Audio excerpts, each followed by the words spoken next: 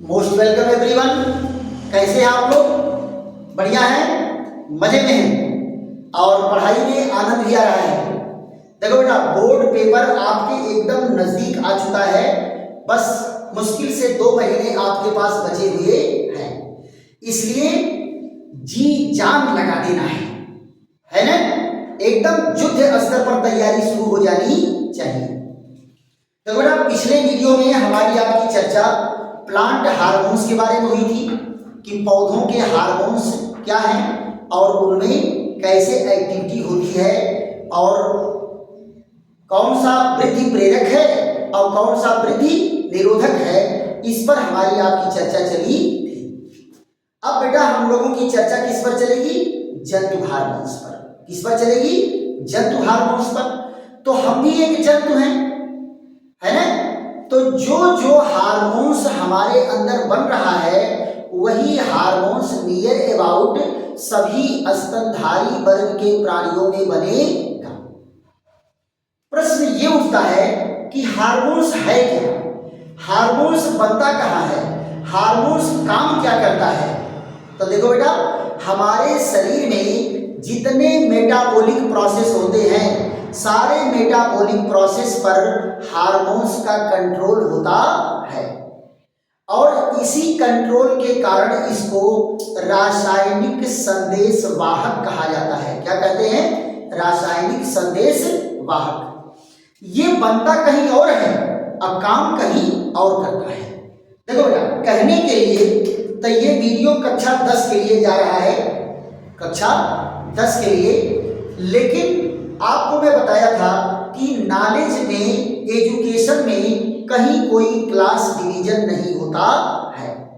जब आप कंपटीशन में बैठोगे तो ये रहेगा कि आपके पास नॉलेज है कि नहीं इस चीज का।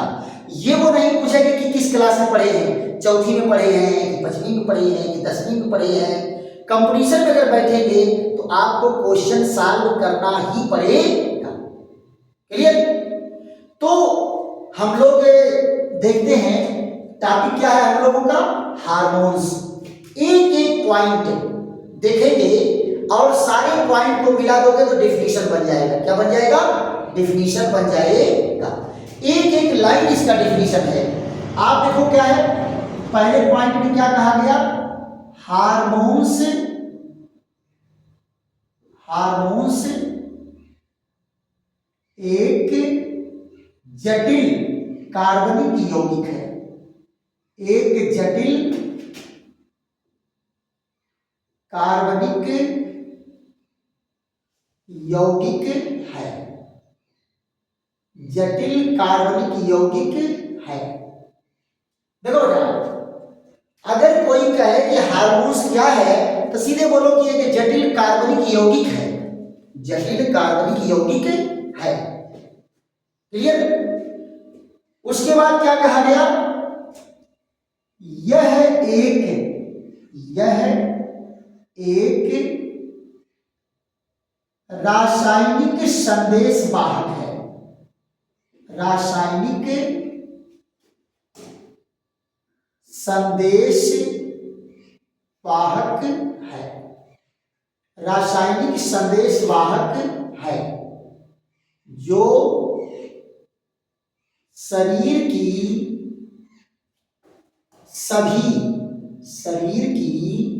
सभी उपापचयी क्या कहते हैं? मेटाबॉलिक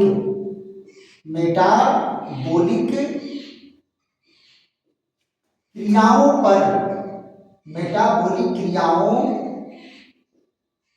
पर नियंत्रण रखता है। क्या करता है? नियंत्रण रखता है। देखो बेटा क्या कहा, दूसरे पॉइंट में क्या कहा कि यह रासायनिक संदेश वाहक है जो शरीर की सभी उपापचयी क्रियाओं पर नियंत्रण रखता है। अब प्रश्न ये उठता है कि मेटाबॉलिक प्रोसेस क्या है? आप जो भी चीज ग्रहण करते हो वो आपकी बॉडी में एज सच नहीं यूज होता। पहले उसको छोटे छोटे सिंपलेस्ट मॉलिक्यूल में तोड़ा जाता है अब फिर उस मॉलिक्यूल को जोड़ करके अपने काम के लायक चीज बनाई जाती है। ये निरंतर चलने वाली जो प्रोसेस है हमारी कोशिकाओं में, उसको मेटाबॉलिक प्रोसेस कहते हैं। तो यहां जरा देखो, मेटाबॉलिक प्रोसेस जो है दो प्रोसेस से मिलकर के बना है। पहला क्या है?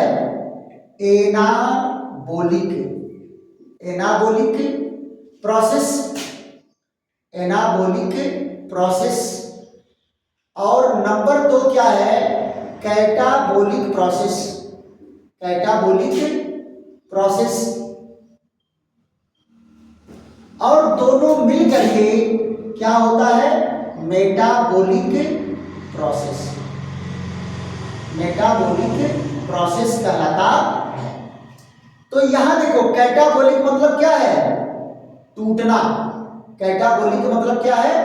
टूटना, यानी छोटे छोटे अणु में टूटना।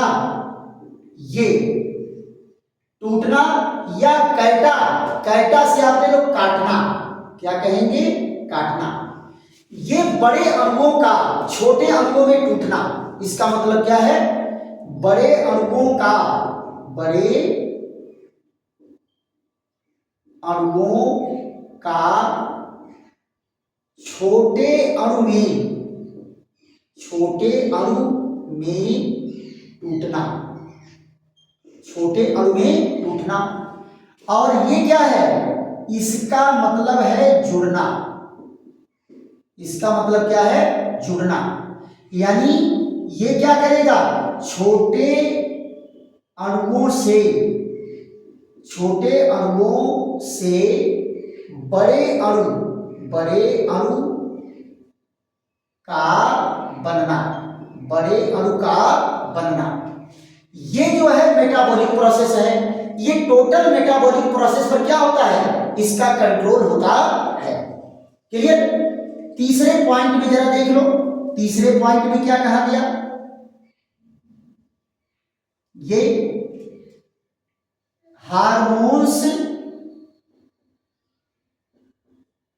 हार्मोन्स अंतः स्रावी, अंतः स्रावी ग्रंथियों, अंतः स्रावी ग्रंथियों, जिसको अंग्रेजी में क्या कहते हैं? एंडोक्राइन ग्लैंड, एंडोक्राइन ग्लैंड कहते हैं। अंतः स्रावी ग्रंथियों, या इसको क्या कहते हैं? नलिका विहीन ग्रंथि, नलिका विहीन ग्रंथि, नलिका विहीन ग्रंथियों में बनता है, नलिका विहीन ग्रंथियों में बनता है। देखो बेटा, अगर कोई आपसे कहे कि हार्मोन्स कहाँ बनता है, तो अंतः स्रावी ग्रंथियों में बनता है, या नलिका विहीन ग्रंथियों में बनता है, या इसको क्या कहेंगे? अंतः स्रावी कोशिकाएं भी होती हैं, अंतः स्रावी कोशिका में बनता है। राइट? अंतः स्रावी कोशिका में बनता है। तो ये जो है अंतः स्रावी जो ग्रंथियां हैं वो नलिका विहीन होती है, नलिका विहीन होती है, उसमें कोई ट्यूब नहीं होती है जो हार्मोन्स को कैरी करके ले आवे है। अगले पॉइंट में क्या कहा गया? हार्मोन्स, यहां देखो, हार्मोन्स अल्प मात्रा में, अल्प मात्रा में ही प्रभावी होता है, प्रभावी होता है। यानी थोड़े से हार्मोन्स भी अगर हैं तो वो अपना काम करेंगे। ये नहीं कि किसी प्रोसेस को करने के लिए बहुत ज्यादा रहेगा तभी काम करेगा, थोड़ा है वो काम करेगा। अगले नंबर पर क्या कहा गया? हार्मोन्स, हार्मोन्स सीधे रुधिर या ऊतक द्रव, या ऊतक द्रव में स्रावित होता है, ऊतक द्रव में स्रावित होता है। ये बेटा कहाँ स्रावित होगा? ये सीधे ब्लड में स्रावित हो जाता है। अब देखो यहां मान लो सेल है, इन सेलों में ये हार्मोन्स बन रहे हैं और ये ब्लड कैपिलरी बगल में जा रही है, तो ये हार्मोन्स या तो सीधे ब्लड में इसको रिलीज कर देंगे या पहले क्या करेंगे, पहले ऊतक द्रव में स्रावित करेंगे और फिर ऊतक द्रव में से ब्लड में जाएगा। क्लियर? या तो ये सीधे ब्लड में डिस्चार्ज कर देंगे या पहले ऊतक द्रव में जाएगा और फिर उसके बाद वहां से कहाँ, ब्लड में जाएगा, है ना? और रुधिर द्वारा पूरे शरीर में भ्रमण करता है। यहां देखो क्या है, रुधिर के साथ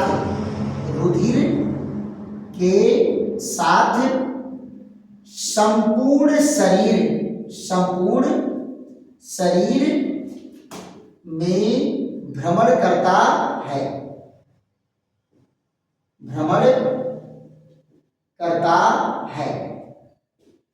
और कार्य अपने लक्ष्य बिंदु पर करता है। क्या कहेगा बेटा, ये ब्लड के साथ पूरी बॉडी में भ्रमण करेगा, लेकिन कार्य वही करेगा जो इसका टारगेट पॉइंट है। कहां कार्य करेगा? जो इसका टारगेट पॉइंट है। ये नहीं कि इसको अगर वर्क करना हार्ट पर तो ये हार्ट पर वर्क करेगा, इसका काम है किडनी पर तो किडनी पर वर्क करेगा। ये नहीं कि किडनी वाला हार्मोन जाकर के ब्रेन पर काम करेगा, ऐसा नहीं होने वाला है। जो जहां कार्य करने का पॉइंट है ये वही कार्य करेगा। क्लियर? दूसरी चीज क्या है, अगले पॉइंट में क्या कहा गया, ये हार्मोन्स प्रोटीन व स्टेरॉयड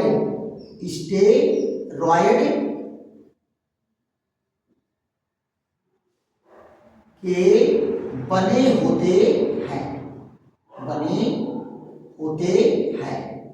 देखो बेटा, कुछ हार्मोन्स जो है प्रोटीन के होते हैं और कुछ हार्मोन्स क्या है, स्टेरॉयड के होते हैं। यहां जरा देखो लास्ट पॉइंट में क्या कहा गया, हार्मोन्स का संग्रह नहीं होता,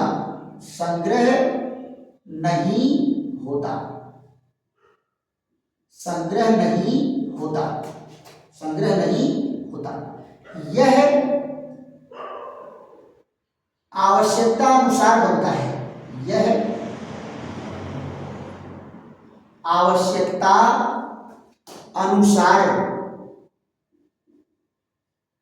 बनता है, आवश्यकता अनुसार बनता है। ये स्टोर नहीं रहता है, ये नहीं कि 1 लीटर 2 लीटर बन करके ये स्टोर रहेगा, स्टोर नहीं रहता। जब इसकी जरूरत होती है तब ये बनता है। तो ये बेटा क्या है, ये इंट्रोडक्शन है किसका, हार्मोन्स का है, कि हार्मोन्स क्या है इसको पहले जान लेंगे। दूसरी बात आ जाती है कि ये हार्मोन्स बनते कहाँ हैं, राइट? तो आइए इनकी ग्रंथियों के बारे में जान लेते हैं कि हार्मोन्स कहाँ बनते हैं। आपकी बॉडी स्ट्रक्चर के आधार पर मैं दिखा दे रहा हूं कि हार्मोन्स कहाँ बनता है। देखिए, कुछ ग्रंथियां जो हैं हमारे ब्रेन में पाई जाती हैं और कुछ ग्रंथियां कहाँ होंगी, हमारे बॉडी में होंगी। अलग अलग स्थानों पर ये ग्रंथियां होती हैं, तो इन पर हमारी आपकी चर्चा चलेगी कि ये ग्रंथियां कहाँ कहाँ होती हैं और हार्मोन्स कहाँ कहाँ बनते हैं। क्लियर? आप देखो, पहला हार्मोन्स कहाँ बनेगा, ये आपका हाइपोथैलेमस है ना, हाइपोथैलेमस, हाइपोथैलेमस में बनेगा। उसके बाद क्या है, पिट्यूटरी ग्लैंड, पिट्यूटरी ग्लैंड में बनेंगे। कहां बनेंगे, पिट्यूटरी ग्रंथि, पिट्यूटरी ग्रंथि में बनेगा। उसके बाद क्या है, पीनियल ग्रंथि, पीनियल ग्रंथि, पीनियल ग्रंथि में बनेगा। उसके बाद क्या है, यहां देखो थायराइड ग्लैंड, थायराइड ग्रंथि, थायराइड ग्रंथि में बनेगा, थायराइड ग्रंथि में। उसके बाद क्या है, पैराथायराइड, पैराथायराइड ग्रंथि में बनेगा, पैराथायराइड ग्रंथि में बनेगा। फिर उसके बाद क्या है, थाइमस ग्रंथि, थाइमस ग्रंथि में बनेगा। फिर उसके बाद क्या है, थाइमस ग्रंथि से और थोड़ा नीचे आ जाओ, ये क्या बनेगा, अग्न्याशय, अग्न्याशय, अग्न्याशय ग्रंथि में बनेगा। फिर उसके बाद क्या है, यहां जरा देखो, अग्न्याशय ग्रंथि में बना। उसके बाद कहां जाएंगे, एड्रीनल ग्रंथि, एड्रीनल ग्रंथि, एड्रीनल ग्रंथि में बनेगा, एड्रीनल ग्रंथि में बनेगा। फिर उसके बाद जरा देख लो, एड्रीनल ग्रंथि के बाद किसमें बनेगा, गोनैड, यानी जननांगों में, जननांग, जननांग में, जननांगों में। जननांगों में क्या है बेटा, पुरुष में जननांग क्या होता है, वृषण, पुरुष में जननांग क्या है, वृषण, जिसको टेस्टिस कहते हैं। क्या कहते हैं, टेस्टिस। और फिर उसके बाद स्त्री में क्या बनेगा, स्त्री में किसमें बनेगा, अंडाशय में। कहां बनेगा, अंडाशय में। अंडाशय को क्या कहते हैं बेटा, अंडाशय को कहते हैं ओवरी में बनेगा। तो ये जो है अंग है हार्मोन्स बनाने वाले।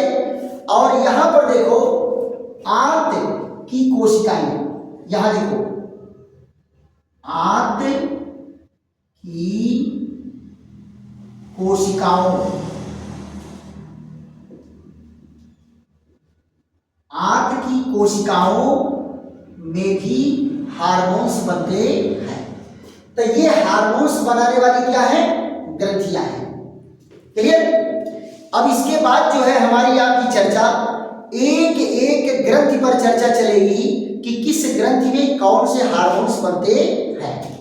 जरा यहां फिगर के आधार पर देख लो, ये जो है हेड है, ये हेड है। मान लो आदमी है ना, आदमी का फिगर बहुत बढ़िया नहीं, लेकिन तब वो जान लो कि आदमी है ना। आपको आदमी ये दिख रहा है ना।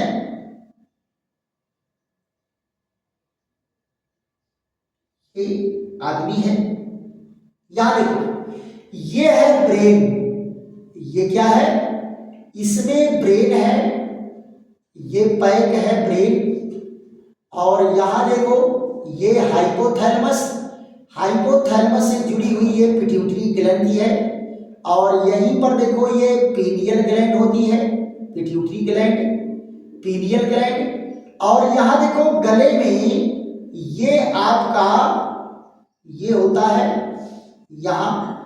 इसके पीछे साइड में यहां देखिए, यहां पर जो है थाइमस ग्लैंड होती है।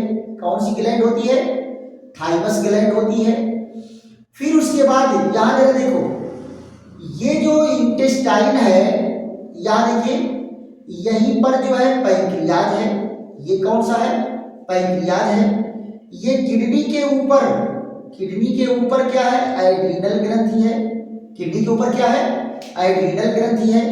यहां जरा देखो, अगर मेल फीमेल है तो फीमेल में 2 ओवरी यहां पर होगी, 2 ओवरी होगी, और बीच में क्या होगा, बीच में यूट्रस होगा, बीच में यूट्रस होगा अगर फीमेल है तो। और अगर मान लो मेल है तो यह सारा तो सब एक कॉमन है, लेकिन यहां देखिए, इनको आपको मैं दिखा दे रहा हूं कि अगर मेल है तो मेल में आप जानते हो कि कमर के नीचे ये जो है एक स्क्रॉटल सैक होता है जिसमें 2 टेस्टिस होते हैं। क्लियर? तो ये जो है हार्मोन्स क्रिएट करने वाले हैं। जरा देख लो, यहां कौन है, ये हाइपोथैलेमस है, हाइपोथैलेमस, हाइपोथैलेमस है। फिर यहां पर क्या है, पिट्यूटरी ग्लैंड है, पिट्यूटरी ग्लैंड है। और फिर यहां पर जरा देखो, ये थायराइड ग्लैंड है, थायराइड ग्लैंड है। और ये जो पीछे की साइड, आगे नहीं होता है, इसको पलट के देखेंगे तो पीछे की साइड में क्या होता है, पैराथायराइड होता है, पैराथायराइड ग्लैंड, पैराथायराइड ग्लैंड। और यहां देखो, ये है थाइमस ग्लैंड, थाइमस ग्लैंड। ये क्या है, ये है पैंक्रियाज, पैंक्रियाज माने अग्न्याशय। और ये क्या है, एड्रीनल ग्लैंड, एड्रीनल ग्लैंड है ना। और ये क्या है, ये है ओवरी, और ये क्या है, टेस्टिस। ये देखो, ये हार्मोन्स उत्पन्न करने वाले ग्लैंड हैं जो आपकी बॉडी में कौन कहां कैसे पाए जाते हैं। तो आज हम लोगों की चर्चा क्या चली है कि हार्मोन्स क्या है, किसे हार्मोन्स कहते हैं, हार्मोन्स क्या कार्य करता है, इस पर चर्चा हो गई। और हार्मोन्स उत्पन्न करने वाली ग्रंथियां कौन सी हैं और कौन सी ग्रंथि कहां पाई जाती है। पक्का? ऐसे ही बेटा बेहतरीन वीडियो के साथ हमारी आपकी फिर मुलाकात होगी। एक एक वीडियो करके आप इसको देखते रहो। हार्मोन से संबंधित ये तीसरा वीडियो आपके पास जा रहा है। इसके बाद जो है एक एक ग्रंथियों के हार्मोन्स पर हमारी आपकी चर्चा होगी और उसको भी नोट करके आप याद करेंगे। और ये बेटा बोर्ड में इसमें से बेहतरीन क्वेश्चन बनने वाले हैं। चलिए, ऐसे ही बेहतरीन वीडियो के साथ हमारी आपकी फिर मुलाकात होगी। और कहीं अगर प्रॉब्लम हो रही है तो आप कमेंट भी कर सकते हैं, आपके कमेंट पर ध्यान दिया जाएगा। क्लियर? तब तक के लिए विश्राम। थैंक यू, धन्यवाद। शीघ्र ही दूसरे वीडियो के साथ हमारी आपकी मुलाकात होगी।